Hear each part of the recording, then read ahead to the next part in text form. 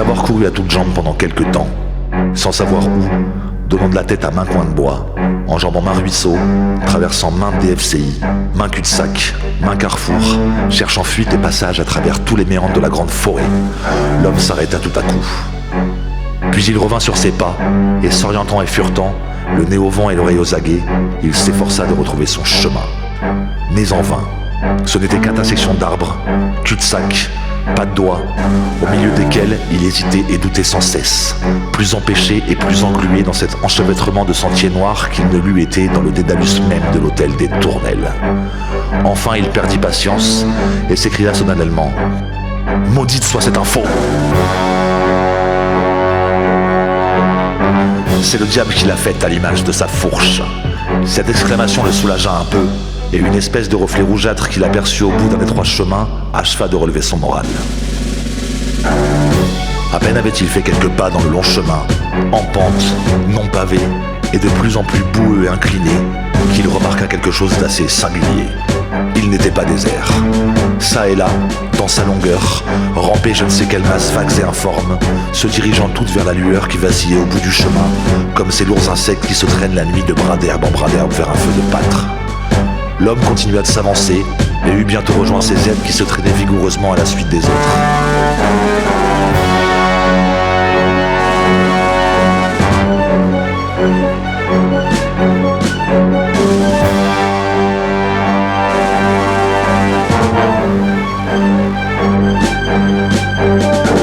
En s'en approchant, il fut appelé par une étrange capuche sous laquelle se cachait une frontale, comme le gardien lumineux d'un secret prodigieux.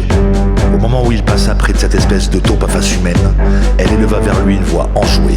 « Vite, vite, ça va commencer !»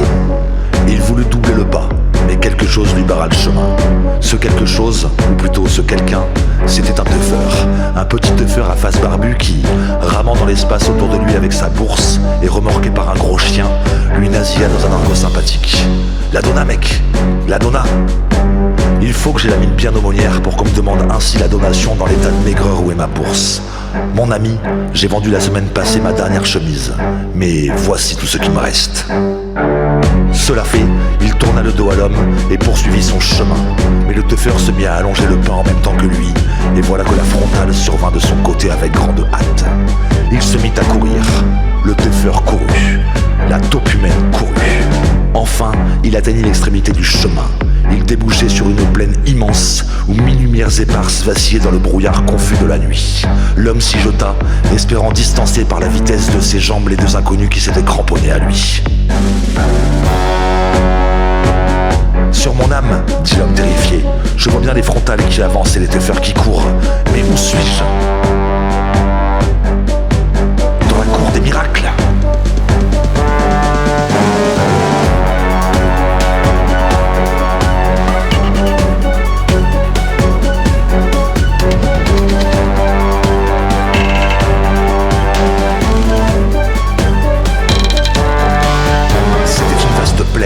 Irrégulière et mystérieuse, qui se remplissait de voitures et de camions aux phares vivaces et égayés. Des feux autour desquels fourmillaient des groupes étranges, y brillaient ça et là. Tout cela allait, venait, criait. On entendait des rires aigus, des vagissements inconnus, des voix de femmes. Les mains, les têtes de cette foule, noires sur le fond lumineux, y découpaient mille gestes bizarres.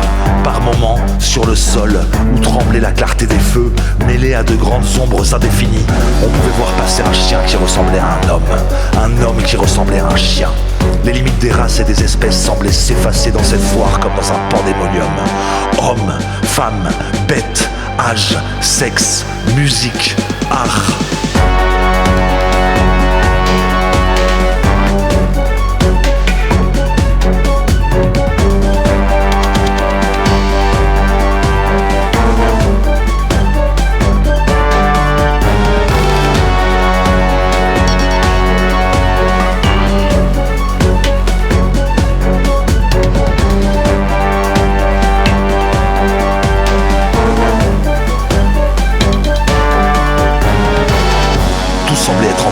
Ce peuple, tout allait ensemble, mêlé, confondu, superposé. Chacun y participait de tout. Le rayonnement chancelant et multiple des feux permettait à l'homme de distinguer, à travers son trouble, tout au bout de l'immense place,